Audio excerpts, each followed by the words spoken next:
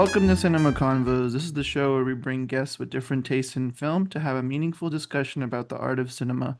I'm your host, Yash, and I'm here with my co-host, Zach, and our special guest, Trevor. Today, we're discussing the film Superbad from 2007, which was written by Seth Rogen and Evan Goldberg and directed by Greg Matola, starring Michael Cera, Jonah Hill, Christopher Mintz-Plasse, Bill Hader, Seth Rogen, Emma Stone, and features many appearances from other names in comedy.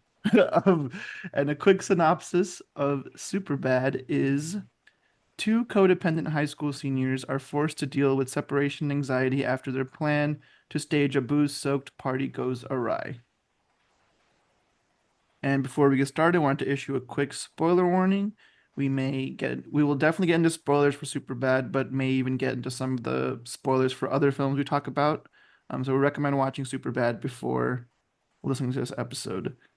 And with that, we wanted to ask Trevor our first question, which is, what's your first memory or best memory with this movie? Yeah, that's a tough one. I'm not really even sure the first time I watched it. I definitely didn't go to the theaters for it. Pretty sure I was just hanging out with a couple of friends, watched it. As far as like memories around the movie, I don't really have any.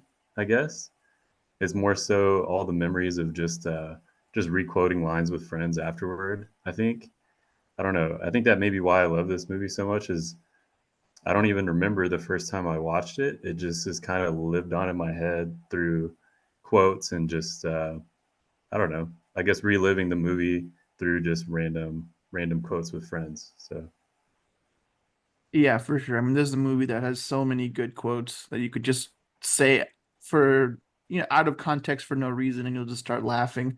Um, and I think, seriously, my story for the first time I watched this movie is the same story I had for our Forgetting Sarah Marshall episode, which is like when I turned 17, one of my friends just bought me like six or seven R-rated like comedy classics, and Superbad was just one of them. Um, and I'll be honest, like I liked this movie when I first saw it, but I started to love it, I think more the more I watched it as I got older, the more I had like life experiences and really appreciated like the dramatic side of this movie that I think is pretty often overlooked. So I think I don't have like a time where I can pinpoint my favorite watching experience, but I do think there was like a shift where I started to love this movie more than I liked it. So I thought whenever I did that, that's probably my favorite time when I discovered the true genius of Superbad. But yeah, I don't have like a distinct memory. I mean, I watched it with friends. Even yesterday when I was rewatching it, I was laughing out loud, like just by myself in my living room, just watching this thing. So yeah. it's a really funny movie. It's my all-time favorite comedy, so I'm really glad you picked it, and I'm excited to dive into it. But Zach, did you want to talk about your first memory, your best memory? Yeah. I can't really remember, sort of like you, I can't really remember the first time I watched it. I think I was in high school. I think I watched it when I was in high school. I probably younger than 17, you know. I was probably like 14 or something when I saw it for the first time. I probably watched it like with like friends or something. I think I probably watched it with high school friends or something, but I just don't remember when I watched it for the first time. I know I watched it several times, but every time I've watched it, a group of friends or by myself, I remember just laughing out loud. Finding more of those, recurring jokes as quotable as more and more each time I watch it. Yeah.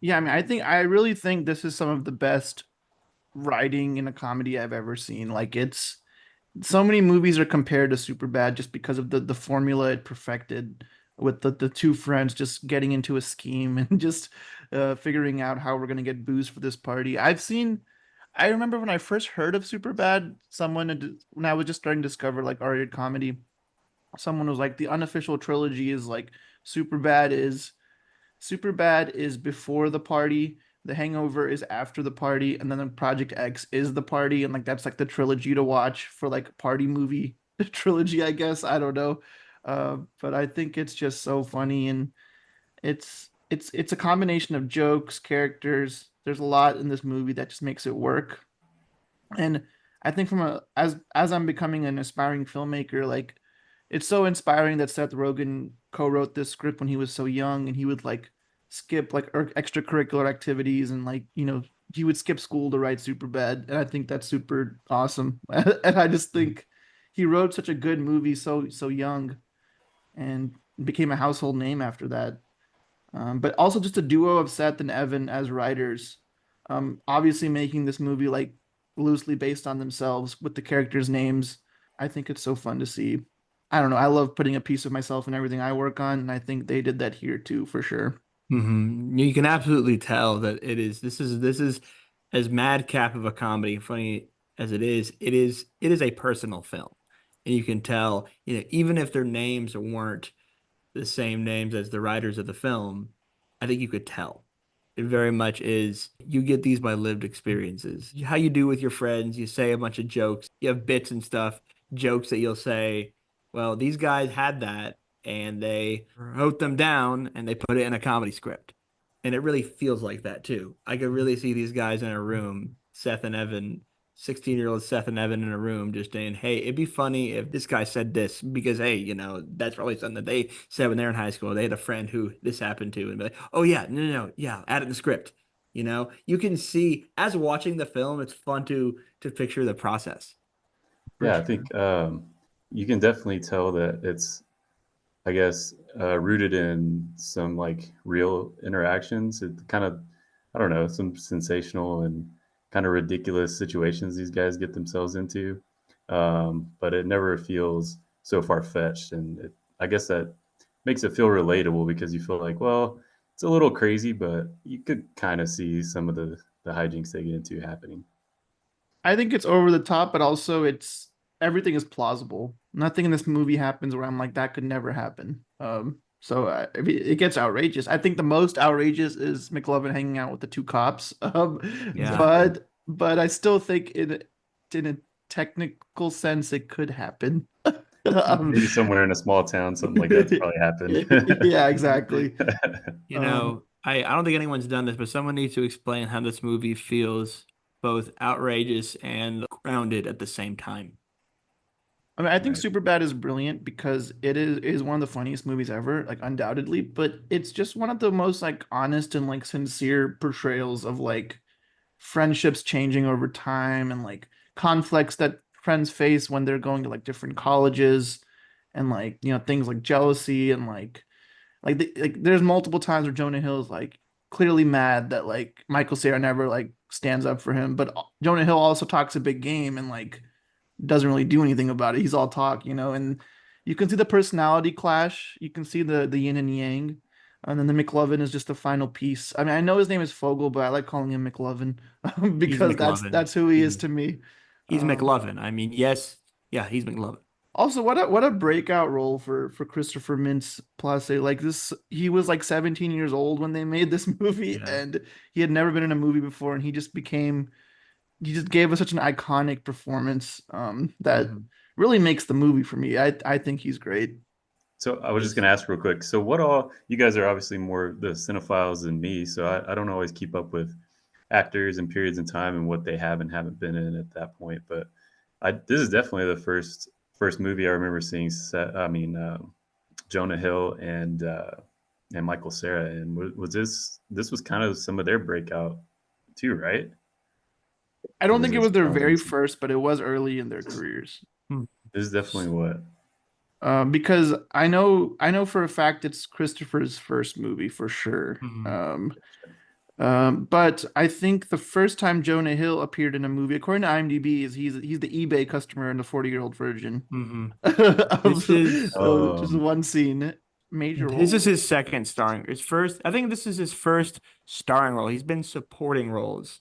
Yeah, I don't know if you saw a movie in 2006, Accepted, but yeah. that was his I'm not a first. fan of that movie. oh, I'm a hater, yeah. I like but You're a he's Accepted. hater in on that it. one? I watched Yeah, I Accepted when I forgot he was was, in it. So that Oh yeah, was only a year before. So I yeah. probably saw, I might have even seen, actually, I'm pretty sure I saw Superbad before I saw Accepted. yeah. In oh So 07, maybe oh that's why 07 I've was seen his like his was a first big two. year for him. He was in Knocked Up and Superbad. So Yeah, Oh, but okay. this was definitely his first starring role. And then Michael Cera, yeah, he was on Arrested Development, mhm. which Oh, went okay. on No, from, that I don't I want to say remember. 2004 to 2006. It went on for 3 years, Oh, and okay. he was like the main character's son, and he kind of that's where he kind of honed this kind of awkward, funny, kind of the Michael Cera vibe that we know. Gotcha. And So Michael he had Cera, that going into the movie. He was yeah, more well known. I would say Michael Cera was more well known than Jonah Hill at this time. And yeah, also 2007, Michael Cera, Juno yeah. I'm also just came seeing out Juno this on here as year. Mm, And well. that Yeah, was, so Michael Cera was in a critically acclaimed Best Picture nominated film as right. the love interest and yeah, also in this goofy comedy. yeah. So, I mean, it looks like 2007 was a pivotal year for both of these guys. Like that's really mhm, when their film career started, like yeah. properly. Because And looking at then Michael Cera's filmography, it's a lot of TV movies and TV shows before Superbad and Juno. And obviously Arrested Development was a big one. But that's an interesting point. Yeah, it was. I mean, you see like Dave Franco pops in for a scene. I think Martin Starr is in a scene. Like, mhm, there's a Oh lot of yeah. comedy people in this. You just it's. I always love seeing older comedies because of that. Like you get to, or even just older movies in general. You get to see like some actors who, like I was just. This is not a comedy, but this is a wild thing I saw recently. I was rewatching The Dark Knight Rises, and Glenn Powell is in The Dark Knight Rises for one scene. He's like getting his shoes shined like at the trade center that they have in that movie. And I'm like, that's Glenn Powell. He's like a blockbuster superstar now. So I always love seeing stuff like that. I think my favorite detail you said, Christopher Mintz is, yeah, 17 in this. My favorite detail is during the sex scene Yeah, his that he parents were has there. later. His mom had to be in the room. Legally, his mom had to be in the room. Oh, So that's funny. Yeah. um, but yeah, so get moving on to the next question. I've already mentioned that. I mean, I think the character of McLovin is one of my favorite parts of it. The core story of friendship, and then like just the writing, the comedy. Those are some of my favorite aspects of the movie. But what would you say are some of your favorite aspects of this movie from I guess a larger scale, like just looking from the top? Yeah, I think especially rewatching it now. I'm a little older than you guys, so this movie came out when I was in high school. I was probably a sophomore, maybe into my freshman year or my sophomore year. And so it kind of came out, and I watched it, and then through high school and college, I just thought, oh, this is just a hilarious movie.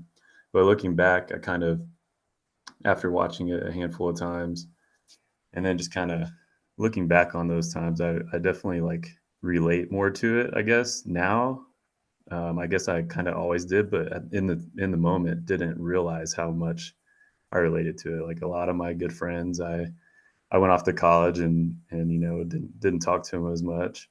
I probably relate a little more to the Michael Cera character. Kind of looking forward to college, I guess, or preparing for college more so than living in the moment in high school. And I would go to parties and stuff and have a good time.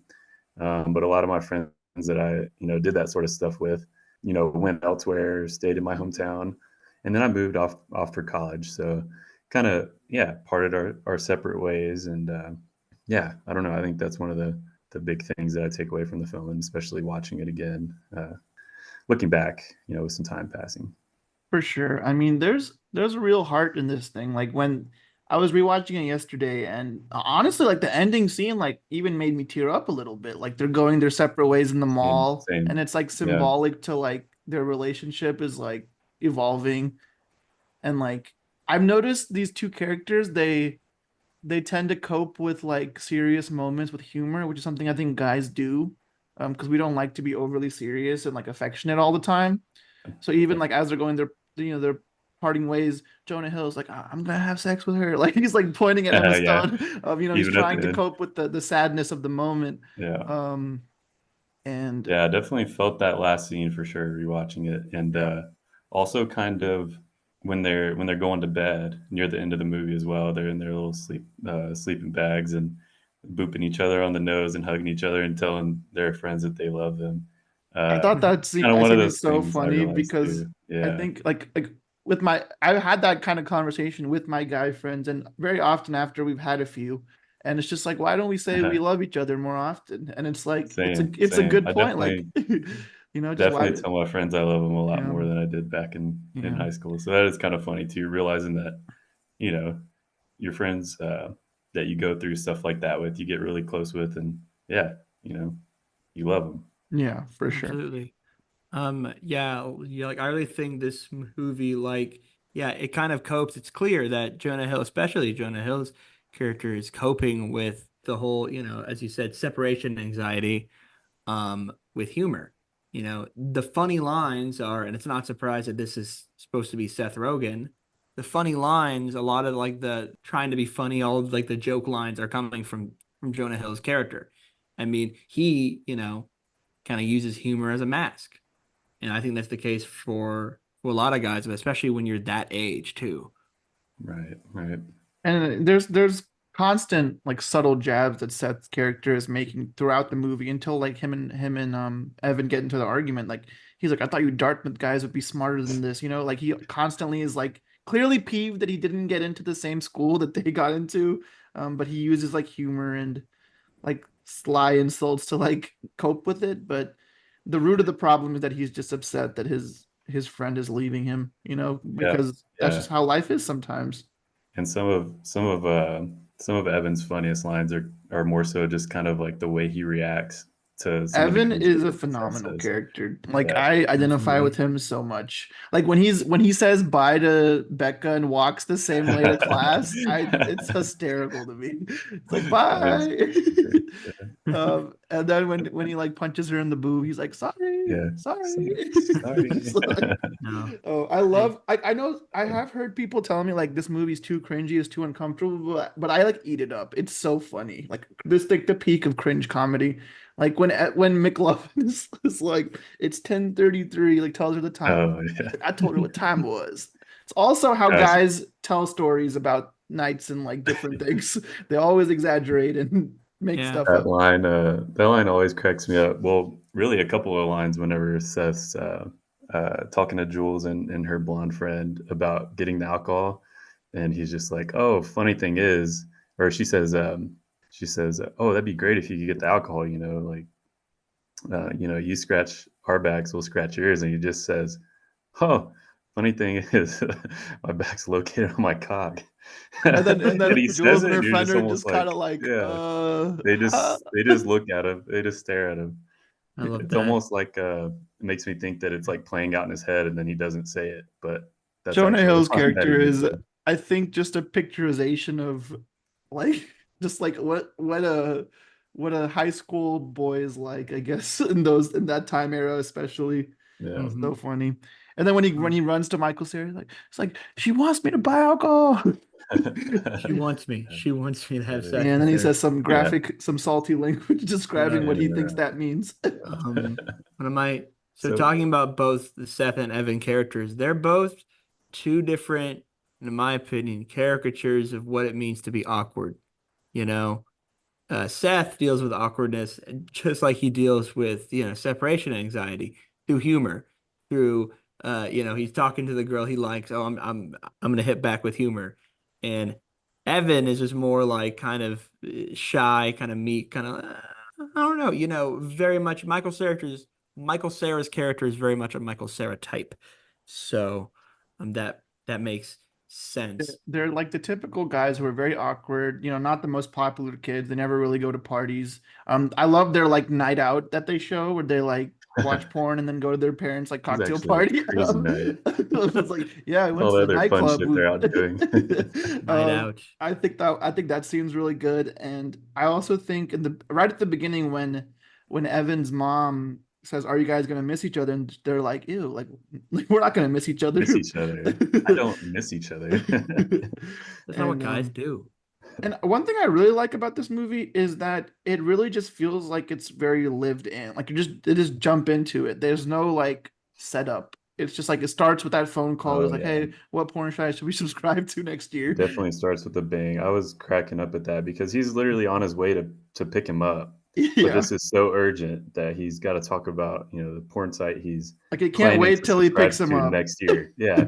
And he's planning this out for next year that he's going to subscribe.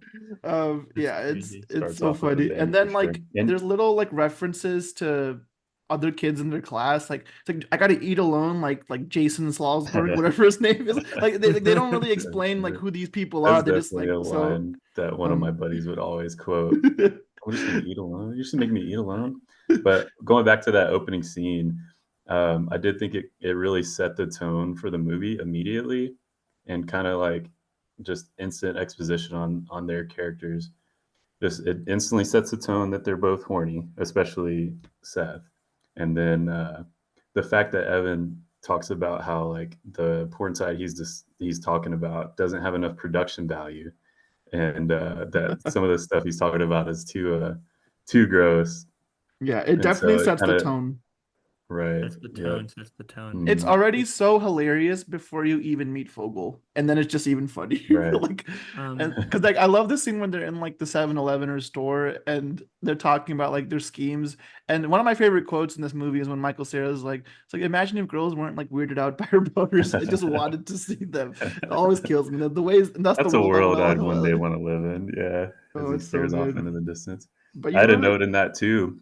They bought a Red Bull and a slushie, and he handed her a $5 bill and got change back. And I said, "Man, those are the good old days." Different times for sure. Exactly. Small details. No, I mean, I um, love how this movie feels like it takes place in 2007. The references, there's references to MySpace, Attack of the Clones. There's the phones they're using are like shitty flip phones. So I love the time capsule element of that. It's fun. yeah. Yeah, I definitely Um, made a few notes about that. hmm I think one of my favorite aspects, like we were talking about kind of how it sets the tone immediately. It reminds me of Project X a little bit in a way. It sets the tone immediately. It definitely Project X definitely took some notes from Superbad No, with the well, characters.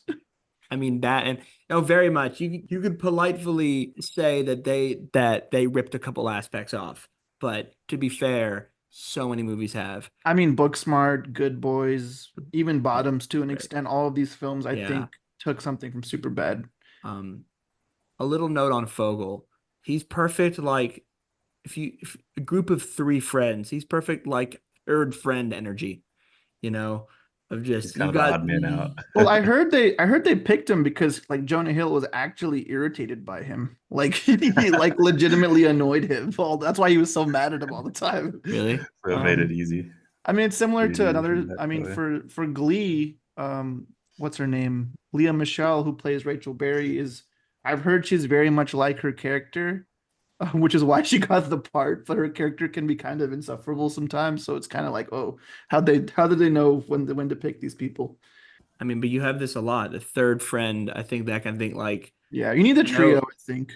trio or even a group of four. I mean, my mind goes to South Park immediately, where when I think of third friend, Cartman is clearly the third friend with that energy. Kenny, they're anything against him, but he's the fourth friend. You don't hear from him much, but it's like Stan and Kyle are your number one and number two because they're relatively normal kids. You can relate to them, and then Cartman's just way out here on his own. You can relate to McLovin more than you can relate to Cartman. I think that's fair to say. But they're both the oddballs relatively. I mean, there's a whole journey of McLovin like discovering his confidence in this movie. Like that's a whole subplot that I think is really funny. Like the parallels of him creeping on that girl earlier and then later just like wooing her on the dance floor. He's like, "What's up? Like I'm McLovin. I'm here Totally. to party."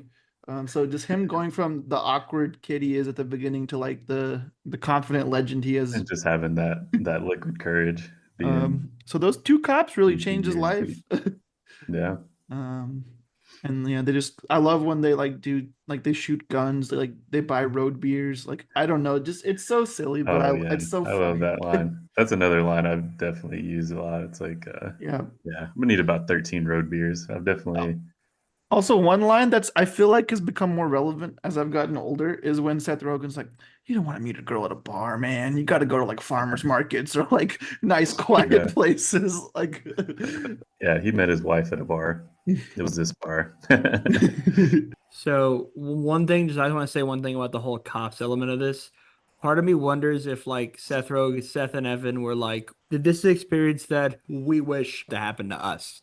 And that's why it's basically Seth and Evan as adults kind of coming and hanging out with one of them. And in Seth's case, it literally is Seth as an adult, with one of them. I know that whole thing, like, Evan doesn't like to be in front of the camera, so Bill Hader's a worthy substitute there. I mean, it seems similar vibes seem to be down. But no, sometimes I wonder if that's just kind of them. Like, it wouldn't it be super cool if we had like cops who were super chill that were just like, yeah, let's just, what I imagine, they probably had the opinion, oh, cops aren't cool, but what if these cops were super cool? And it's funny Yeah, they because even have a like little heart they to have heart with McLovin at the end. Yeah. So it I kind of think brings that the twist of home. them knowing he's not 25, it works really well for the Yes. story because you know, and because if you're watching it for the first time, the movie is silly enough to where you can believe these cops are just fooled to buy by his fake ID, like you're an organ donor. So I'll move on by asking a question. So I already mentioned a few movies that I think this movie reminds me of. I definitely think in the last few years, Booksmart is very inspired by Superbad. Is there any movie that you feel gives the similar vibe or same feeling as this movie? Yeah, there's a handful. I actually did jot down some names of some other movies that I kind of thought of when I thought of. I think a lot of it was I went back and listened to your guys' last pod, and you were talking about dumb comedies. Mhm. There were some in there, and I guess it kind of falls into that category, but without being just, I guess not dumb. There's like I think you guys discussed. There's kind of another sort of genre, like an in between, a comedy that's trying to be, brilliant and sophisticated versus just, slapstick. But it did make me think of some other movies like Pineapple Express, Yeah. the obvious tie in there with Seth Rogen. And then I don't know, I might have just actually Role Models gives me the same vibes, and you got Christopher Mintz-Plasse in there. Yes. I So that love one role definitely, models. yeah, that's That's a another good one of my one. favorite comedies. Yeah. It's not a movie that's not it's a movie that's not talked about enough. Yeah, kind of Yeah, an seriously. underrated comedy. It is. It's definitely one of my favorites as well. It's right up there with Superbad. And then a bunch of the Broken Lizard Crew movies like Beer Fest and Mm. mostly just because of the quotable lines, I guess, more so than the actual movie itself. But Super Troopers, Beer Fest, all of those. Yeah, Super Troopers Yeah. for I sure. mean, I also feel like outside of being just a comedy, this is also a coming of age movie. Like there's elements of that. It's just not Hmm. as overly serious as some of those other movies are. It's more of a comedy focus, but there is that coming of age element to the characters growing, learning lessons. Um, all in the course of one night, they all learn something. I think no one walks away without any lessons. So I think that's also why it resonates for me. It Um, definitely, I mean, I think it inspired a lot of other movies, but also I think it took some inspiration from like American Pie, with the goal just being like getting laid by the end before high school ends. That's kind of the American Pie contribution to like comedy, I think. It's just a lot of movies have that kind of storyline. But yeah, I think what's cool about comedy from this era, and this kind of touches into our last episode, is like it was definitely a lot more unfiltered. They could say like whatever they wanted, and people would laugh at it and not be too overly critical. There's definitely things in this movie that wouldn't be in a comedy today, and that's why I think it's great.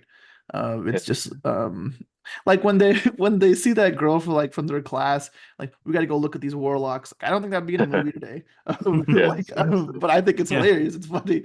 Um, Yeah, yeah. Um, And I was also thinking, about why maybe we don't see movies like this anymore. And I guess it's because, do you think it's because there's not as much like money to be made in streaming as you saw before with like VHS and DVD sales? And that if a movie had an R rating because of, it was unfiltered, it may not do as well, in theaters, but they kind of always had that fallback of DVD sales and, kids that wanted to watch it, at home if they could get their hands on a DVD. And the fact that, you're not going to make the same amount on a streaming service as you would with those physical sales of those physical copies. Do you think that plays into that or? I think that plays into it, absolutely. And also just so most of the comedies are, if not low budget, they're like middle budget films. And we're seeing in the current studio structure the death of the middle budget film. If it takes more than $10 million to make a movie, or if it takes more than $20 million to make a movie, and it's not like taking $100 million to make a movie, they might not make your movie because it's like studios. don't want to spend money on something that they don't think is a sure thing. So they would rather make a fourth Indiana Jones and spend $150 million rather than make a goofy, smart comedy that's a little more expensive than a Superbad. Maybe the budget's $40 million. That's a little steep for them. And So speaking of the topic you just brought up there, I'm actually very thankful they never made a sequel to Superbad. I don't think it needs one. It's a complete story. I feel like maybe one day they'll make a movie about them like being middle-aged or something, but I don't think it's necessary. Like there's a start and end here, and I know a lot of comedies have fallen into the trap of making a sequel that's just not as good as the original. And I think this movie thankfully has not had that happen to it yet. But also like Superbad is an original film. I feel it every step of the way. It doesn't feel like it's a copy of anything else. It feels very like lightning in a bottle. And I think it's important we continue to support films that are we talk about this in our Nora trailer reaction episode, but we have to support the films that are original outside of just the big franchises. Otherwise, they're going to see it as a business and they're going to keep selling us like sequels that we don't want necessarily want, but we're gonna watch. I mean, I saw Indiana Jones 4 in theaters, regardless of how I felt about it. So they get me in the seats. I do think it's a fair point. I do think there are more comedies coming straight to streaming, especially in that genre. I see a lot more like Prime originals and like Netflix originals with comedy movies.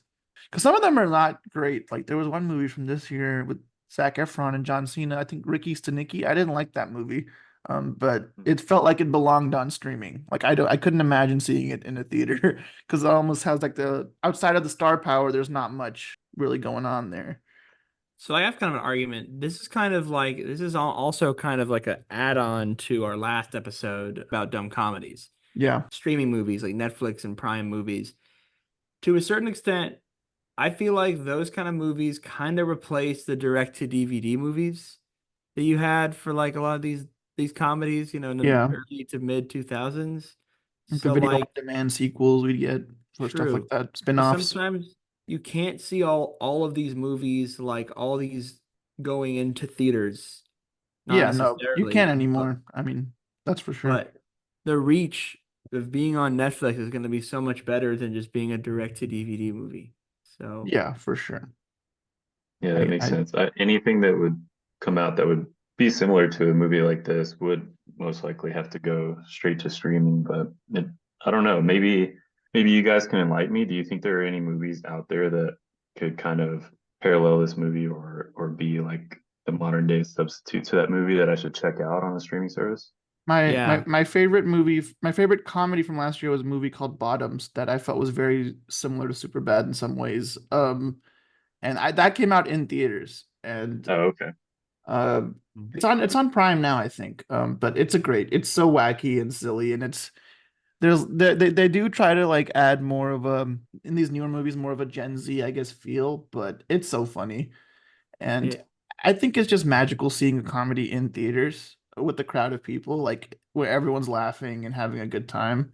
Like when me and Zach saw Good Boys yes. opening night, and we had a great experience because everyone's just hysterically laughing the whole movie. That's like a super bad junior. I mean, Well, Good yeah, Boys well, is like a super bad junior, basically. that absolutely is Superbad Junior. That is the closest to like a Superbad. Don't want to say clone. I want to say successor because Seth and Evan, they produced Good Boys. They were heavily involved in the marketing. Seth Rogen himself was heavily involved in the marketing. He's not even in the movie, but he was very much hands-on. This is from the creators of Superbad or from the producers of Superbad. This is very much, and I think it very much has that energy. Yeah, if you haven't seen Cool. Check Good it out. Boys, definitely check it out. Okay, cool. I'll It's jot that I down. think Good Boys is outstanding. It's so funny. Right. It's the stakes feel higher because it's like middle schoolers and they're not trying to get alcohol for a party, but the plot does revolve around them going to like their first party and stuff. So like Mhm. it's similar. It's the plot. What is it again? So they're learning how to kiss for the spin the bottle Learning how to party. kiss, and then I don't know. Ecstasy is There's involved. Ecstasy and the drone. it's also a very sweet movie in that like the kids are growing up, they're developing different interests, and it's there's a lot of parallels to Superbad and Good Boys. I think that's the true successor to Superbad, Yeah. spiritual successor. Another element I want to talk about with Superbad and Good Boys and a lot of these other movies, Hangover, Project X, the 1 day frame here. This all takes place over the course of a single day, a single night. And like except for the mall scene at the end, it takes place the next morning. This takes place over the course of less than 24 hours. So does, for the most part, Project X, The Hangover, a lot of these movies do. I think Superbad does very well of this 1 day structure. Yeah, I mean I think it helps the pacing. And it makes me want to point out that one of the things I really most comedies that I like are generally like an hour and a half. This one's longer, and I think it's justified. Like it really there's so much time put into the setup with the characters and like what their goals are. Solid 30 or 40 minutes there. And then as soon as McLovin is punched in the face, the movie is just a series of mishaps and misunderstandings and just complete chaos until the very end. Of until like Jonah Hill carries Michael Cera back to his house. Like it's just nonstop hijinks and ridiculousness. I Yeah, remember seriously. and So like, then I yeah. was just gonna jump in when you mentioned the runtime on this one is yeah, I pulled it up and expected it to be like, oh, minute, hour and a half or something, 90 minutes. I was like, wow, movie is 2 hours. And so I threw it on and I was like, man, yeah, it still flies by. Kind of every scene at least gets a chuckle out of me. There's nothing in it that really I'd say they could remove that, would help the pacing or anything. It was a solid two Yeah. hours. And I had told you that I got the Steelbook Blu-ray recently, which has just the unrated version, but I actually went with watching the theatrical version yesterday because I know they add like 6 minutes on that version. I was worried it would just be extensions of scenes that weren't necessary, so I didn't watch it. But yeah, I think the movie justifies its length because to make a comedy that's this long, you really have to have great humor and a good story and good pacing because generally comedy and horror tend to be shorter movies in those genres. Right, because people just want constant laughs and there's not as much story, so there's, less need for exposition around it. But I was gonna think, so you didn't watch the unrated version because I was gonna ask you about that. Because Yeah, I did, I want to, but I went with this the theatrical on streaming. 'cause I felt like I must have seen the unrated version before, but there were a couple of lines that I was like waiting to hear that I didn't hear. Like, Mm. do you recall a line when they're in woodshop where Evan's just drilling holes? And someone walks up and is like, "What are you doing?" And he's like, "Oh, just drilling holes, for the last like 4 weeks. Fuck it."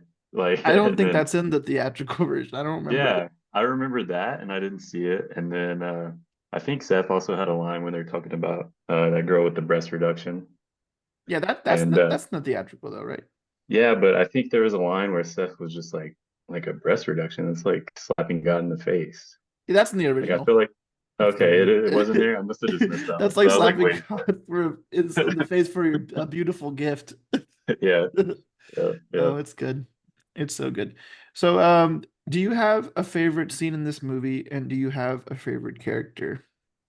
man, that's a tough one. As far as favorite characters, I think it almost has to be, man, it's hard to pick between Bill Hader and Seth Rogen just as the cops The cops are because great. the way they play off each other just cracks me up. And so many of their lines, like the fact that they just turn on their lights just to go through a red light, always respond to a call at a bar, and how like Bill Hader's characters kind of training Seth up, their interactions, when the radio comes on and they're just like, "Oh, we've got a call," like, and then there's just someone screaming, "Oh my gosh, we need backup! There's so much blood!" And he just turns his Just radio off ignore it. and Like, goes oh, back sorry to about drinking that. beer. Back Yeah, to what we were I doing. think it's definitely that duo. I think are my favorite characters. Man, a favorite scene's hard to narrow down just because I feel like I, going through the movie, I was going to mention too, it was really fun watching this movie, knowing that we were going to talk about it. It's just like I've seen it enough that it wasn't too bad to like stop and take notes. So it made me pay attention to some details. Um, so that was cool. But man, I feel like I could have jotted a note down from every scene. I Um, found myself just writing so many notes like this is funny, this is really smart, and this is really clever. mhm. I also struggle to have a favorite scene, but there's one scene we haven't talked about yet that I feel like we have to mention is Okay. when we discover Jonah Hill's obsession Mhm. with drawing dicks and Oh how my God. Yeah. um, and how he just my favorite detail of that scene I just realized this time is these two guys have probably been friends for years and he's never shared this with him until now. Right. Yeah. And I think Yeah. That is I the think we best. all try to bury at least like one thing from our childhood. Like we don't even tell our friends about it. And Because I he's just just think it's like, yeah, he's like, why do you hate Becca so much? And he tells him that whole story, and he's like, I just don't see what that has to do with Becca. Right. yeah, Um, it's great. And then That is all a the classic. drawings are so funny and there's even more in the credits. Like someone actually took the time to make these and some of them are like good. Like they're pretty um, Yeah. well drawn. yeah. Yeah. They're really good. My favorite part of that is that it's supposed to be believable that this like 10-year-old kid did all of these and they're really, really good. It's like not only like the high art skills, but also the detail of a human dick. And the Like references. why The why references would to an the show. 11-year-old have this much attention to detail on a dick? It Yeah. The it's 11-year-old really wouldn't know what the Tiananmen Square incident was either. There's like a dick holding a briefcase in front of the tanks from the Tiananmen I Square mean, I mean, I Nazi. love this kid was smart and he was Yeah. very artistic. He just applied it in Yeah. the wrong place. my my all-time favorite. I was watching this scene today. My favorite one of those is where it's like it was like one of the drawings that they discover in the lunchbox, and it's like just like a drawing of a little girl. She's like holding hands with a giant dick. It's just Yeah, like one of There's so many the good Mr. ones. T one and the alien one gets a laugh out of me usually Oh yeah. in the Yeah. it's just credits. disgusting. It's so Yeah, in the bad. credits. And like the way the credits are structured, like it's very serious for a second, and then it immediately jumps to the drawings. It's how the characters are the whole movie. They deflect with humor, they deflect a serious Mhm. moment with something funny. Yeah, Um, I did like that. Definitely when I watched it before, I sat there and yeah, I looked at every single one. And there are so many good lines from that scene too. Just like the principal thought I was possessed by some sort of dick devil. you, you know what kind of foods are shaped like dicks? The best The kinds. best. Yeah, there's definitely a handful of And lines then he from that says that like they made me go see a don't. therapist, and he kept asking me all these dick questions. And Just then They it's used to great. just kind of sit around and draw pictures of dicks. And then Evan's just like, dicks? Like a man dick? And also that scene has it features Laura Morano from Disney Channel fame as the young version, Austin and Ally. Oh, yeah. If you ever yeah. watched that, I didn't watch that show, Oh, that's funny. Yeah. but it's just fun to see people you recognize from other things. Uh, Um, from that therapy scene, my favorite one is yeah, it's doing to like this ask me dick questions. So you know how they do like the like test for like the like ink blot ink yeah, blot Oh, test. yeah. He brings Rorschach up one test. that Yeah, very clearly looks like a dick. it looks It's like it like, literally is just a what do you drawing of a see? dick. That was fun. Yeah. Yeah. Yeah, That that's was that whole sequence. It's funny because they could have easily had some other reason why he doesn't like Becca, like he's just jealous or like doesn't want to, he's scared of losing his friend, but they chose to make it because of this childhood like problem he had. And I just can't get over how he never told his best friend that like until that moment. Um, yeah, that's a good pick. I'm glad you brought that. so I mean that's one of many favorites. I think when McLovin is at the store and he's like saying, "Oh, I've been drinking that stuff for years." Yeah. Or when, Ask for the ID. of Makes me course, feel young again. and of course, when he like first makes the ID, and they're like, "Why are you 25? Why is your name McLovin?" He's like, "It's either McLovin or Muhammad." Like, just the things they say, The most ridiculous. common names. They Yeah. are Like, read a book funny. for once. Yeah. How many 21-year-olds do you think there are in this town? It's called strategy. Oh man, brilliant! Um, And it almost works. If he didn't get punched, he would have gotten alcohol. Yeah. yeah. Yeah. That's the craziest part of that whole thing. I think the girl believing him at the liquor store kind of like makes it you believe that okay, well someone believes he's 21, so we're just not gonna And question. also when they say was the assailant like you or was he like us? Like was he African? Yeah. Okay, So so we an have an African African Jew. Jew. And then he says like it's kind of a weird crime for a Jewish person, like not a very docile community or something crazy. It just Those lines oh are man. hilarious. Yeah, they definitely introduced Yeah. those Like, characters even put these the supporting thing characters who to it. have like one or two scenes, there's so much personality. Mhm. There's the guy who works at the store and he's like, I hate my life. And he just starts And then he drinking shows up, and at then the he shows up at party. the party. Yeah. Yeah. Yeah. So I I was love the how they do so much with even those guys who like want Michael Cera to sing. Like you learn so much about them with just like so little. Jimmy's brother. Hey, you're Jimmy's brother. Jimmy's brother. Yeah. Yeah, and I noticed actually because I was paying a little closer attention, but There's a small actually when they're in detail with the this. Yeah. cop car after, whenever he hits Seth, that song's playing That song's on the playing. radio Yeah. in the police cruiser. There's a lot of callbacks to other scenes in the movie, the more you notice. And that's Yeah, one that and I the never fight. noticed till this time.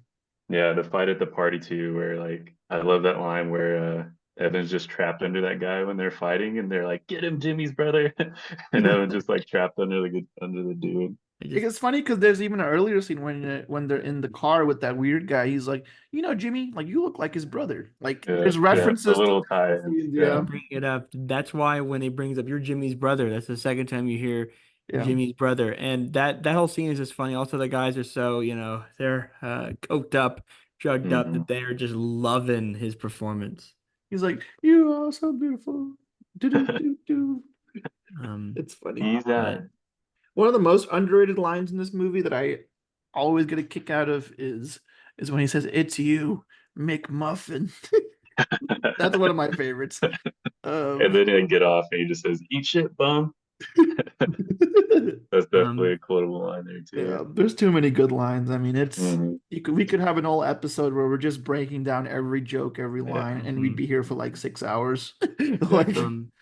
I've another detail here I want to mention that's just talking about. I think we talked about earlier how like these guys bring up memories from when they were in the fourth grade or something to them. Like Dave Franco, like, hey, why don't you go like eat your pants or something? Oh yeah, yeah, that was like 8 years ago, he's like, asshole. people don't Yeah. forget. So Yeah, the people don't forget line. these guys who've grown up with each other, they just they have a canon of memories, inside jokes, funny Yeah. things that happened that you just can't. That is very much a universal thing. Like you're like, oh, you've known a guy this guy for 15 years. Like, hey, you remember that time 12 years ago when he did this? Of course, yes. I That's mean, the first thing I think of when I think of him. I don't say that, but of course, that's the thing I think of. When he was fourth grade, he pissed his pants. That's the first thing I think of. it's terrifying because growing up, like an embarrassing event can define you for like the rest of your academic career. Like, if That is true, so it's very real in that way. and it's Oh, funny. Yeah, one more scene I just at have that to. age. Oh, sorry, go Oh, on. sorry, I was just gonna say You real first. quick that yeah, at that age, just anything embarrassing like that that happens, you just think it's the end of the world, and then you grow up and you realize like how little everyone cares. And You Yes. how, start to realize that you start to care less and less the older you get, for sure. mhm. I do have to point out the scene where Jonah Hill says, "I'm gonna steal the booze," and like the fake scenarios that play out are Yeah, also very good. Yes, The because old lady one's my favorite. Would you like to yeah. buy me to buy you alcohol? His daydreams, multiple daydreams Yeah, within that. I made a note here that yeah, I was just like that's this one of the scenes where I'm like, man, I just kind of wish I could wipe this movie from my memory just so I could go back and watch it with fresh eyes and be surprised at that, because it's coming and it's still funny, but just the first time I saw that, I was like, oh my gosh. And then he's just walking out and Fogel's like, where's the booze, asshole? Like, didn't he say like, did you hide it up your butt or something? yeah. You can also tell that definitely this is a kid who like, this is Seth Rogen because he's a kid who's going to be a comedy writer someday. Look at him map out all these scenarios in his head. I love there's three back to back to back of these like I think of the first all three of those scenarios, they're believable up to a point and they're like, okay, this is clearly a fantasy. Like the whole Right. thing when he's Yeah. like, "Oh, you absolutely are. That'll be $80," and the 80, oh, it's clearly fake. Has an Or then $80 he's well, like, bill in his sleeve. every time a daydream ends, the next scene is Jonah Hill like, oh, that wouldn't happen. Yeah. But then something Hmm. else happens in that daydream. It's like Right. it's just crazy.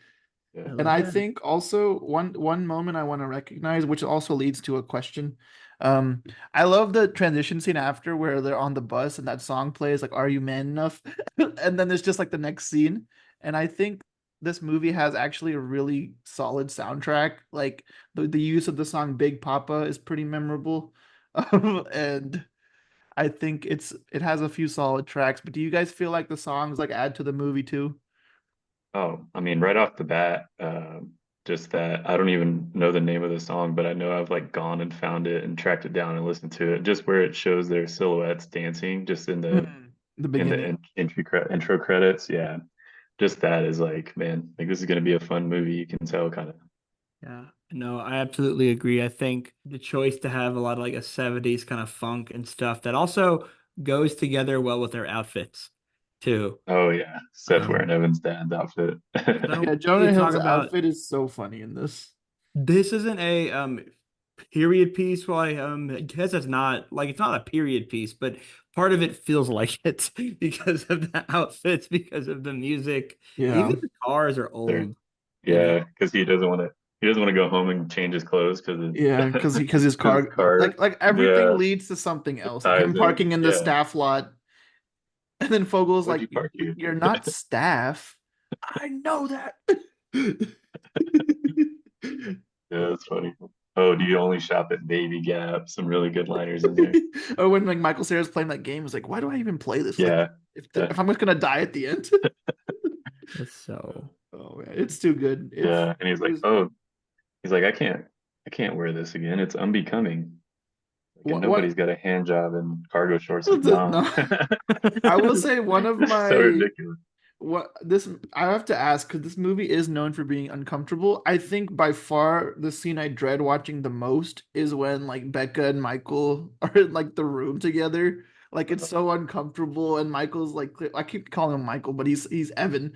But the things Evan is saying in that scene are hilarious. Like my favorite line is like she's like I'm so wet, and he's like, oh, they said that would happen in Yeah, health class. It's like the things he yeah, says, it's so yeah, innocent, and it's so clear he's a good guy. You know, he's not trying to take advantage of this girl, and like it's very sweet, but also it's like super uncomfortable, and like I'm really glad she pukes and it's just over because I'm like I hate watching this because it yeah. feels That is a funny long. way to It end feels like a it. Yeah. 10-minute scene or something. Yeah. Mhm.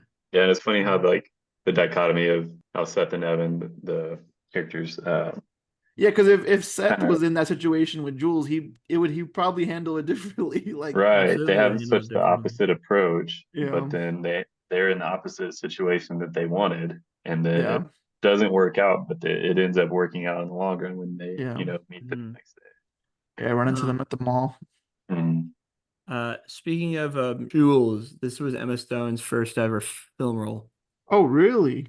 Yeah, Wow. she had never acted in a movie before this. I know. It was cool. I always dub Easy A as her star making role, but this is her first. You're right. It is funny because yeah, seeing her and stuff afterwards, I'm like, oh yeah, I remember her from Superbad. I mean, That's kind she's of like a how, Academy yeah, Award winning actress right. now. Like Hmm. she's really changed her. I think she's gone the furthest maybe in this whole cast in terms of career trajectory. Yeah, I mean her or Jonah Hill. You could Jonah argue Hill. Seth Rogen has the most influence of all of them, Yeah. which I think that's Seth Rogen has made the most impact of anybody in this movie as far Yeah. as I think culturally Seth Rogen probably the most. but I think visibility wise, Emma Stone. I knew this was one of Emma Stone's first. I didn't know it was her first film role. It was her first, yeah, it was her first film role because Easy A didn't come till 3 years Easy later. A was 2010, I think. Yeah. So a lot of them were teenagers in this movie, actually. Is that right? I mean, Christopher Mintz-Plasse was, but I Here, think the rest were probably older. let's go through them actually. So we know Christopher Mintz-Plasse. Here, I'm looking at the ages right now. I'm on like Wikipedia going through the ages. Christopher Mintz-Plasse was 17. It looks like Jonah Hill was, gosh, he was born in 83 and this was in 2007. So yeah, so he was 23. Jonah Hill was 23. Michael Cera, he was like 18. Yeah, Okay. So So they actually, I do think they look fairly young in this. Like I don't feel like they look like 35 like a lot of other high school yeah, which movies. I think that was kind of cool too. Yeah, how they actually had roughly high school senior age. Kind of cool. Yeah. Emma Stone was like 17. Oh wow. Yeah, that's awesome. I mean, all these people are great, and I mean, Michael Cera's career I think has a strange trajectory compared to the others, but I always love seeing him, and I know he had like a small part in Molly's Game recently, I guess recently-ish. He was in a I he was in a Black Mirror episode. Oh, I'm looking at he was Alan. How could I forget Alan from Barbie? So Michael Cera's had a great career. One of my favorite movies he's been in, I Youth in have. Revolt. That's a great movie where he kind of plays a dual role a little bit, Yeah, and he's really good. He's really good in that. That was like one of my favorite movies of his, and that came out a year before Scott Pilgrim, Scott Pilgrim's great too. Really which enjoy that's Scott. a role that's just going to follow him because that's I think that's the role that, say what you will about him in Superbad. Scott Pilgrim is the role that defines him.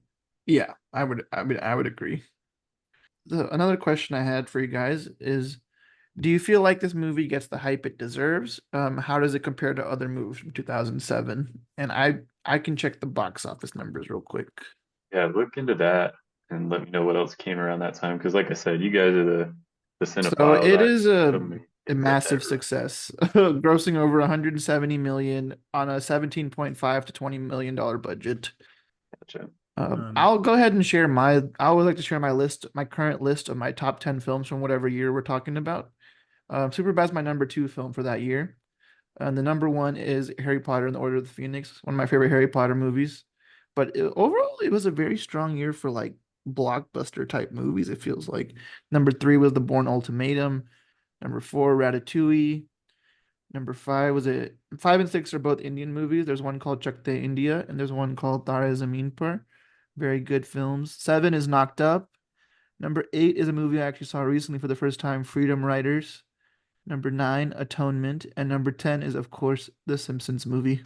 Wonderful film. yes.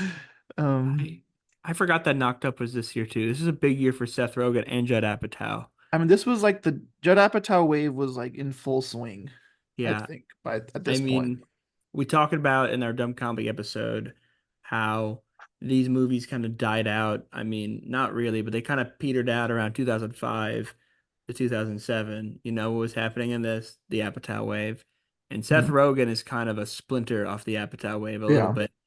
Um, Obviously his success, I mean, is highly associated. Seth Rogen is highly associated with Judd Apatow's, but hmm stuff like Knocked Up. Knocked Up obviously is more of a dramedy because of the yeah. Apatow I ness, mean, but it does have that The goofy. Apatow comedies have real heart. You know, they really are about something, and that's why they stick with this. I think that's why they age a little better.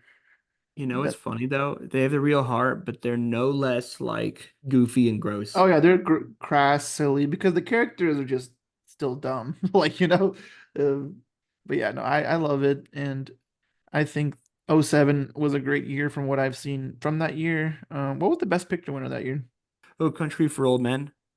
To be honest, that's a film I think I need to rewatch as an adult. That's a Because that's a good one. yeah, I remember liking it, but it's recently entered the Criterion Collection, so maybe it's time to rewatch it.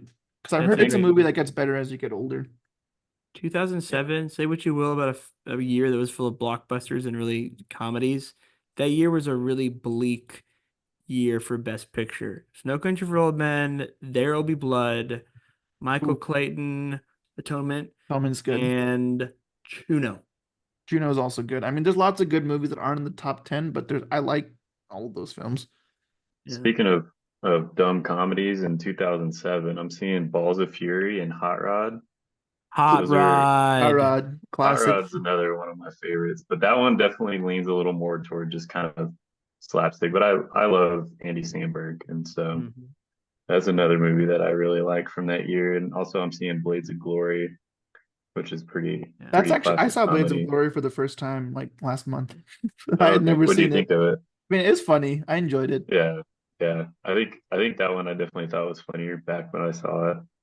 I can't believe we didn't talk about Hot Rod in the Dumb Comedies episode. I know it's like different Wow. movement, but Yeah, Yeah. like, pulling this up and that definitely yeah um, fun would fact, fun qualify fact for about Hot Rod is that it was originally written as a Will Ferrell movie. It was a Will Ferrell Oh wow. movie in the early 2000s, it. Mm. and then it was Paramount gave Lonely Island, the original script, and then kind of let them kind of revamp it. But overall, Superbad is a critical success. It's an audience success. People like the movie. It's generally favorable in terms of how it was received. Okay, so next question. Is there anything in the movie you would change to improve it, or do you see it as perfect in your eyes? Man, I can't really, like I said, I there's something that makes me laugh, or like a subtle connection from one scene to another down the line that all kind of flows really well. And yeah, I don't think there's anything I'd really change. Maybe I'll let you guys answer first, and maybe something will pop into my head. But to me, yeah, I mean, I guess that's what you would expect from, you know, from me if I'm saying Superbad's my favorite movie. That'd be crazy if I wanted to change much about it. For sure. I think some people are more critical, have more of a like a nitpicky I'm definitely not that view. way with movies. Yeah, I But like but most but movies as Superbad long as they're is, entertaining. I agree there. It's one of the greats for me. It's my favorite comedy. And when it comes to comedy and horror movies, I think they're the most difficult to make like a quality version of it. Like I think comedy is the hardest to write and horror is the hardest to direct. And when it comes to Superbad, it's one of the few comedies I've given a 10 out of 10, and I think I stand by that rating. I don't think there's anything in this movie that should be taken out. There's no joke that falls flat.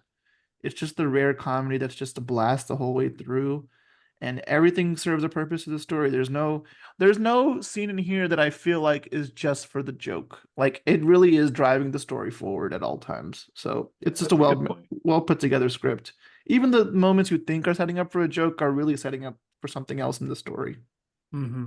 Even for a movie that has a longer than usual runtime for a comedy, I would say for usual comedies like this, maybe just like, shorten the runtime a bit. But there isn't anything that would be worthy of taking out. I can't think of anything I would take out of this.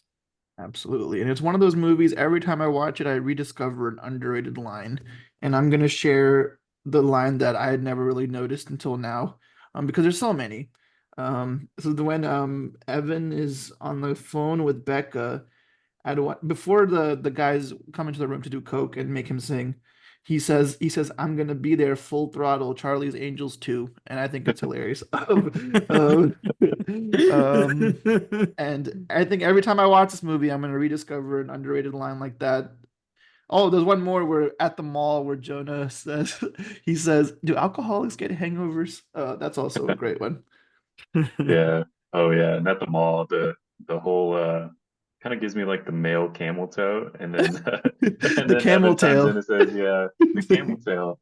Just like, yeah, he knows what he's talking about. Yeah, it's That's funny. definitely another good line. But okay, so before concluding this episode, are there any other talking points you wish to discuss, or do you have any questions for either of us? No, I think that's just about it. Like we both said, I think we could kind of sit here for hours just going through all the lines that made us laugh. Yeah, And there's plenty in this movie. This whole script is nonstop jokes and yeah, comedy. I think that's kind of obviously why you had me on here. I think we both are in agreement that it's our probably our favorite movie. It maybe just your favorite comedy for you, but I It's think overall, it's in my top 50 favorite movies of all time. So I love it. mhm. All right. If you had to convince someone to watch this movie, what would you tell them? What's your sales pitch? Man, maybe just kind of what we've said a handful of times here is that there's not a single scene that doesn't have something something at least chuckle worthy to me in it. And so I think I think it would be pretty easy to convince someone to watch it that has a similar humor, sense of humor to me. So I think it'd be an easy sell to like friends if I have any friends that haven't watched it. But yeah, man, I guess maybe if I had to sell it to someone that I didn't think had a similar sense of humor to me, then maybe I'd say like, hey, there's actually like we mentioned the sort of friendship and coming of age story and all that in there that there is actually more than just some silly one-liners and crazy situations.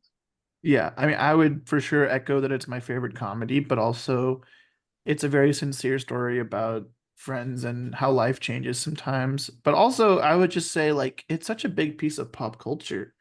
Like, like the same way Mean Girls is a part of pop culture, I think Superbad has just as much of an influence and impact in terms of like everyone knows about the scene where he gets the fake ID. It's just a piece of like something we know when we think of comedy movies. I have a t-shirt with the fake ID on it. Of, it's just like, and when I wear it, like people notice it. They're like, "Oh, I love that movie," or like, "That's so funny." Hmm. One time a bouncer was like, "Is that your ID on the shirt?" Like he's cracking jokes. Like people love seeing it. It's so funny and it's so there's so much in this movie that's really relatable, especially if you're a guy and you have like a best friend that is a little different from you, but like you really care about them just by your personality differences. Which I think most people have that kind of relationship with somebody, especially in high school. So yeah, I think I would basically echo everything we've said. It's a very sweet coming of age story, but also it's just one of the funniest movies that makes me laugh no matter how many times I watch it, and no matter who I watch it with. Absolutely. No, I would definitely say so. It is an essential. It's an essential comedy film, an essential piece of cinema from the mid 2000s. I think this is one of the comedy films, maybe handful. I think you can take three or four comedy films that defined mid 2000s comedy. Two or three of them would probably be a Rogan Apatow. It's this 40-Year-Old Virgin, The Hangover, and then American Pie. Something like that. The comedy films that define this decade. Superbad, I think Superbad is the one that I think has the most heart to it because it's not just a goofy high school comedy that's shocking for the value of being shocking and crass and gross. It is those things, but it's also more than that. It has heart. It feels human watching it. You're like, wow, these are written by guys who lived this. This is the story of Seth and Evan while I'm watching Seth and Evan on the screen. It's more than just a screwball comedy. It really has heart. High school seniors, if you're in a similar situation where you're about to go off to college and you and your best friend are going it's separate ways, you should watch this movie because it'd be like, hey, it speaks to me. So that's what I'd say. I would also be curious to see like how, kids in high school and college now would react to this movie. Yeah. Be interested. Yeah, a lot has changed with those lads in the so Seriously. compared Yeah, to I our think time. another part of the reason I like it so much, maybe because it just kind of aligned. Like I said, it came out when I was, an awkward like freshman or sophomore in high school trying to, Yeah. yeah, find my way. It So definitely captures what it's like to be awkward and introverted with especially with Michael Cera's character. Like it's so real, and I love it. So we have reached the end of today's discussion on Superbad. We wanted to thank Trevor for joining us. yeah, thanks for having me, guys. I mean, I love the movie so much, and like I said, I'm not much of a cinephile like you guys, but a movie like this just kind of, I don't know, makes me want to kind of get back into watching more movies and get more movies like that. I try to see if I can fall in love with another one like that. That's kind of all I have for you guys. I had a fun time. For sure. Happy to have you. We've been talking about this episode for years in the making. So Yes, I'm we glad to have. finally make it Yeah, happen.